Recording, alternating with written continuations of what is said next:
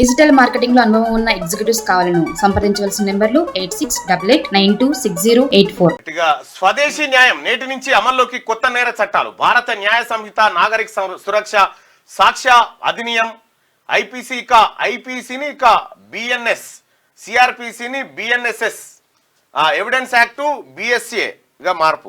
పోలీసులకు మరిన్ని అధికారాలు, దేశద్రోహం రాజద్రోహంగా పరిగణన, నిందితుల చేతులకు బేడీలు పునరుద్ధరణ, కొత్త చట్టాలపై పలు వర్గాల అభ్యంతరాలు. ఇవి మన కోసం చేసుకున్న చట్టాలని అమిత్ షా గారు చెప్తున్నటువంటి మాట. బెయిల్ కఠినం. ఇప్పుడు బెయిల్ వచ్చుడు అంత ఈజీ కాదుగా. న్యాయ వ్యవస్థలో విస్తృతమైన మార్పులు తీసుకొచ్చే కొత్త నేర చట్టాలు సోమవారం నుంచి అమల్లోకి రానున్నాయి. బ్రిటిష్ కాలం నాటి ఇండియన్ పీనల్ కోడ్ ఇక మీదట భారతీయ న్యాయ సంహిత, code of criminal procedure, Bharatiya Nagarik Suraksha సంహితగా Indian evidence act, భారతీయ సాక్ష్య అధినియంగా మారనున్నాయి. అయితే వివిధ వర్గాల నుంచి నూతన చట్టాలపై తీవ్ర అభ్యంతరాలు వ్యక్తమవుతున్నాయి. వీటి అమలును నిలిపివేయాలని కోరుతూ సుప్రీంకోర్టులో ఇప్పటికే ఓ పిటిషన్ దాఖలైంది.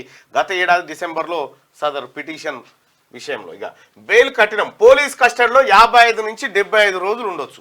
పోలీస్ కస్టడీలో డిజిటల్ ఉపకరణాలను ట్యాంపర్ చేసి సాక్ష్యాధారంగా వాడే ముప్పు. అంటే ఇప్పుడు ఎట్లా ఉందంటే, ఇప్పుడు డిజిటల్ ఉపకరణాలుని సపోజ్ నీ ఫోన్ ఉందనుకో, నీ ఫోన్లో అప్పటి వరకు ఏం లేదు, పోలీసులు స్వాధీనం చేసుకుని ఆ ఫోన్లో ఏమన్నా పెట్టి ఇదే సాక్ష్యం అని చూపించారు. ఇటువంటి ప్రమాదాలు ఉన్నాయి అన్నట్టు. రైట్. ఇక కొత్త చట్టాల్లో వివాదాంశాలు ఉన్నాయి. అమలును వాయిదా కోరుతూ సుప్రీంకోర్టులో పిటిషన్ దాఖలైంది. సో ఈ కొత్త చట్టాలపైన ఇంకా పూర్తిగా అవగాహన రావాల్సినటువంటి అవసరం ఉంది. ప్రజలకు అవగాహన లేదు చట్టం అమల్లోకి వచ్చిన రోజుకి.